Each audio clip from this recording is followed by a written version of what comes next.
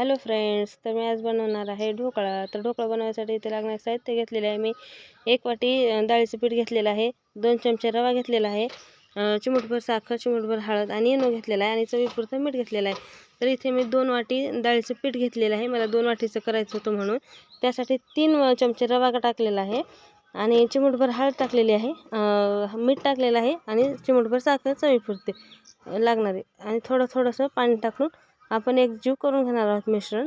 ज्या वाटीने आपण डाळीचे पीठ घेतलं होतं त्याच वाटीने पाणी पण घेणार आहोत. आपल्याला 2 वाटीच पाणी पण लागणार आहे आणि एकाच डायरेक्शनमध्ये आपल्याला फिरवून घ्यायचं आहे, जेणेकरून आपला ढोकळा एकदम परफेक्ट बनेल. बघू शकता तुम्ही आपली पिठाची कन्सिस्टन्सी आणि त्याच्या पिठामध्ये गुठळा नाही राहायला पाहिजे.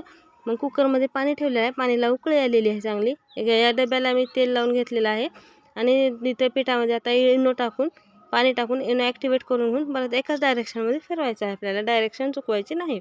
तर मी माझा ढोकळाचं पीठ इथं तयार झालेलं आहे बॅटर. या डब्यामध्ये टाकून घेऊन मी त्यावरती थोडीशी मिरची टाकणार आहे आणि पिठाच्या डब्याला टॅप करून घेणार आहे, जेणेकरून आपला ढोकळा सेट होईल व्यवस्थित. तर मी कुकरच्या डब्यामध्ये इथे ठेवून दिलेला आहे, कुकरमध्ये माझा डबा, आणि त्याची शिट्टी काढून ठेवून दिलेला आहे आपल्या इथं 15 ते 20 मिनटं बेक करण्यासाठी. तर इथे मी तडका बनवण्यासाठी बनवत आहे.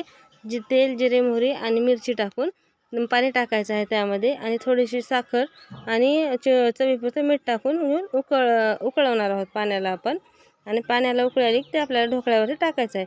तर इथे माझा ढोकळा बनवून तयार झालेला आहे. तर चाकूला बघा थोडासुद्धा पीठ चिटकत नाही, म्हणजे माझा ढोकळा एकदम परफेक्ट झालेला आहे. इथे मी प्लेटामध्ये काढून घेऊन त्यावरती कोथिंबीर टाकून पाणी टाकून माझा ढोकळा बघू शकता तुम्ही किती सुंदर आणि किती स्पॉन्जी झालेला आहे. तर व्हिडिओ आवडला असेल तर लाईक, शेअर आणि सबस्क्राईब करायला विसरू नका. तोपर्यंत बाय बाय.